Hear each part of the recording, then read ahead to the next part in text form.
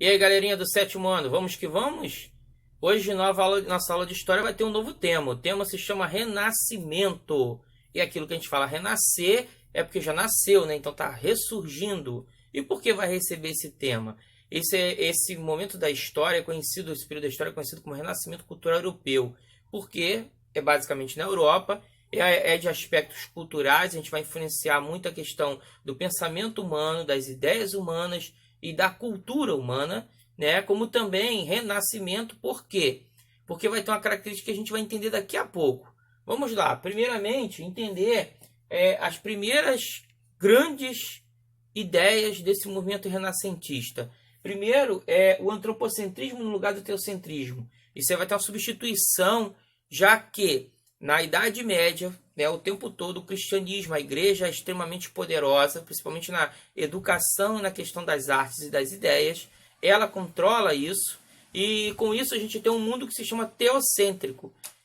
Teocentrismo vem o termo centrismo, centro, tel, Deus. Né? Vê que o padre e o pastor, para eles estudarem, serem pastores ou padres, eles se formam em teologia. Né? Então, tel, Deus, centrismo, o centro de todas as coisas está em Deus.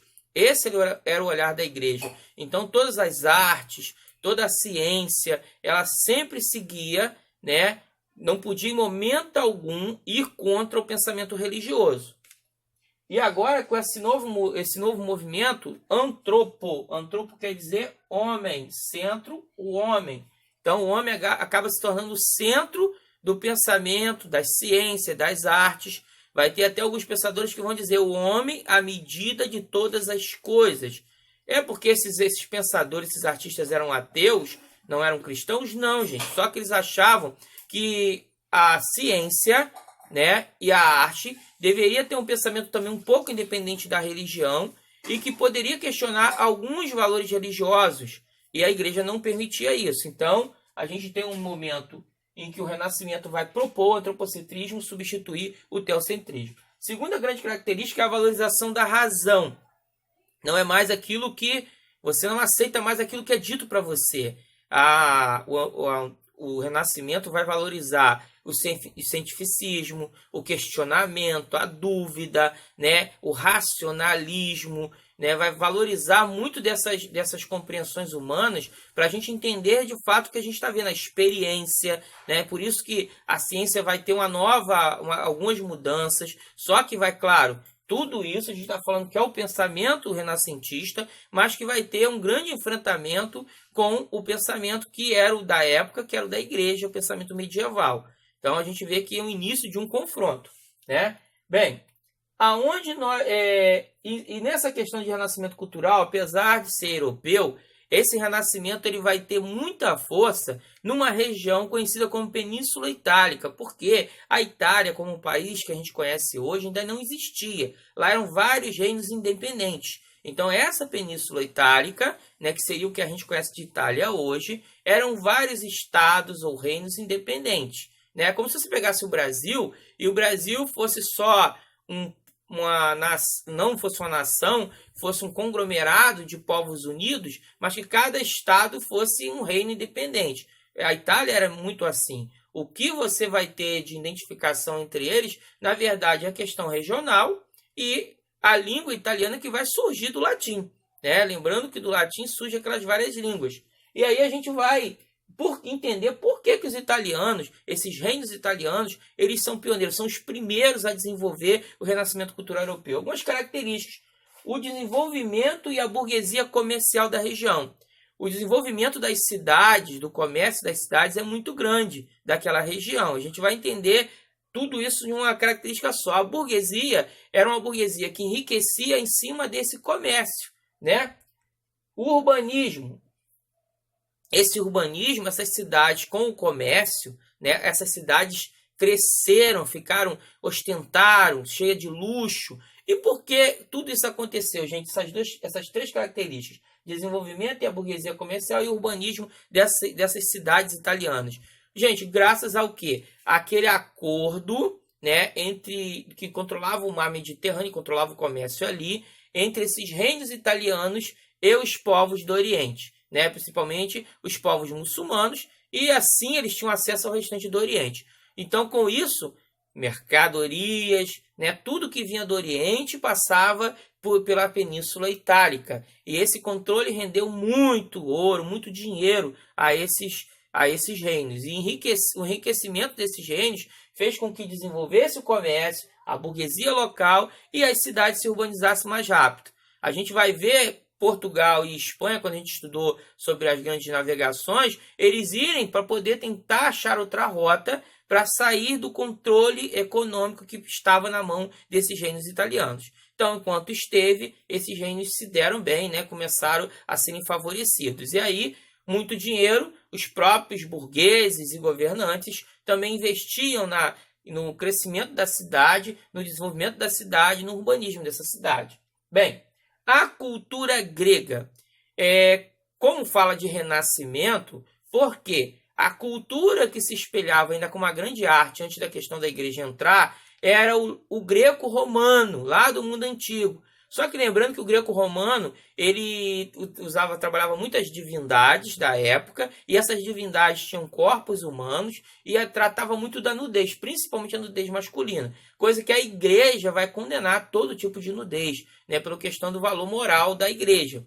Então, renascimento dessa cultura grega, e por que a Península Itálica? Porque se eles tinham a ligação com o Oriente, o contato principalmente com povos como os gregos, né, povos do Império Bizantino, como povos dos próprios muçulmanos, como os outros povos do Oriente, como a China e outros mais, eles vão de novo identificar e ter uma ligação com essa cultura grega. Então a gente vê o renascimento, né, do greco-romano.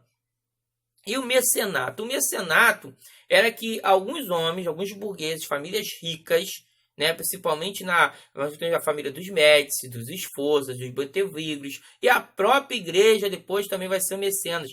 Eles eram patrocinadores que sustentavam esses artistas e protegiam esses artistas, né, artistas ou cientistas. Essas famílias muito ricas. E muitas das vezes faziam isso só para mostrar, né, a sua ostentação, mostrar o seu poder econômico, mostrar a sua capacidade intelectual, né? Isso, na verdade, era para mostrar para outros grupos burgueses a que ascensão eles chegaram. Era uma forma, né, de levantar também o nome da família, levantar o nome deles, como hoje, por exemplo, as grandes empresas patrocinam, né, vários times de futebol, patrocinam eventos, patrocinam shows, né? Muitas dessas empresas patrocinam até universidades, né? Escolas, centros de conhecimento. Não é à toa, era para colocar seu nome cada vez mais lá em cima, né? Para ninguém esquecer, né? Guardar na memória da humanidade. Bem, aonde vamos ver os renascimentos? Nós vamos ver nas artes plásticas e na pintura, que até a gente pode incluir também aqui a escultura no meio, porque vai desenvolver no mesmo ritmo. A gente vai ter 3 fases, o 300, 400 e 500, tá? Só que é diferente, porque a gente pensa que o 300 seria, né, a gente vai entender um pouquinho isso, porque assim, o 300, 400, 500, né, cada centenário desse vai ser dominado pelo tipo de arte. Por quê? O 300, por exemplo, que é o primeiro, você está saindo da arte medieval, que ainda vai ter características, e está entrando verdadeiramente na arte renascentista, né? E o 300, ele está basicamente no século XIV. O 400 está no século XV, né? Ele passa todo no século XV. Por isso que eu estou falando que a palavra é diferente, né, do que a gente possa imaginar. E que seria o apogeu. E o 500, que já é o fim dessa parte nas artes plásticas e na escultura, né, é no século XVI. Bem, temos a literatura. A literatura vai ter uma característica muito importante e interessante, porque ela vai avançar o continente inteiro, muito mais do que só a Península Itálica, né, e muito mais do que só pequenos países. Nós vamos, por exemplo, chegar na literatura alemã, de língua alemã, porque ainda não existia a Alemanha, né? A literatura inglesa vai ter o famoso William Shakespeare, aquele de Romeu e Julieta, Macbeth, de várias peças, né? Nós vamos ter na nossa língua do Brasil, né, a língua portuguesa lá no Portugal, que surge Luís Vaz de Camões, um grande poeta classicista, né? Surge com o Renascimento. O próprio classicismo na literatura surge do Renascimento, né, que é o clássico greco-romano voltando, né, aquele estilo. Nós vamos ter Don Quixote de la Mancha, de Miguel de Cervantes, na língua espanhola. Então a gente vai ter vários, né, até escritores como Boccaccio, que vão ser importantes para a própria formação da língua italiana. Então a gente vê que a literatura vai ter muita importância nessas artes do Renascimento. Bem, a arquitetura também, que o gótico, né, que vai substituir o românico, que o gótico já surgiu lá na Idade Média, mas ele vai ficar cada vez mais rebuscado, mais diferenciado, né, do românico, que era muito clássico, tradicional, muito simplório, muito simples. E eu deixei ciência moderna por último, porque aqui a gente vai ter um enfrentamento. O enfrentamento de quem? Da igreja com os cientistas. Principalmente duas teorias, né? O geocentrismo era a teoria da igreja, em que a Terra estava no centro do universo, né? E o Sol girava em torno da Terra. Um pensador, um cientista chamado Nicolau Copérnico vai dizer que não. Na verdade, a Terra que gira em torno do Sol e o Sol que é o centro, né? E essas teorias vão ser cada vez mais desenvolvidas. Você vai ter depois Galileu Galilei, que também vai falar isso, né? Nicolau Copérnico morre muito cedo, não vai ter nenhum enfrentamento com a igreja. Galileu Galilei vai ter e vai renegar, vai ser obrigado a negar, né, a sua descoberta para não ser queimado na fogueira. Depois a gente vai ter Johann Kepler, que vai também falar sobre isso, né, dizendo que o heliocentrismo, em que o Sol é o centro do sistema solar e que a Terra, na verdade, está ao redor do Sol. Então, essas descobertas científicas a igreja no começo não permite. E aí você vai ter, por exemplo, a história de um cientista chamado Giordano Bruno, que ele vai manter a afirmação disso e vai ser queimado na fogueira. Bem, e várias descobertas científicas vão ser freadas pela igreja, mas com o tempo a ciência vai avançar, tá? Com a crise do Renascimento vai acontecer por duas coisas, né? Primeiro, a questão de Portugal e Espanha ter descoberto novas rotas marítimas, então enfraquece principalmente aqueles que eram os principais patrocinadores dessa nova mudança, né, de ideologia e de conhecimento, que são a Península Itálica e os reinos italianos. E a outra é a Contra-Reforma Católica, que vai endurecer, né, principalmente nos países que ainda é a maioria católica, a questão, né, dos valores em cima da arte, né, da própria ciência. Ela vai endurecer o papel da igreja como opositor desse movimento que surge. Bem, não vai ser fácil, mas o renascimento cultural europeu vai influenciar tudo que vai vir depois dele, nas próprias artes e até na própria vida cotidiana dos seres humanos. Bem, gente, um abraço, até a próxima, fiquem com Deus.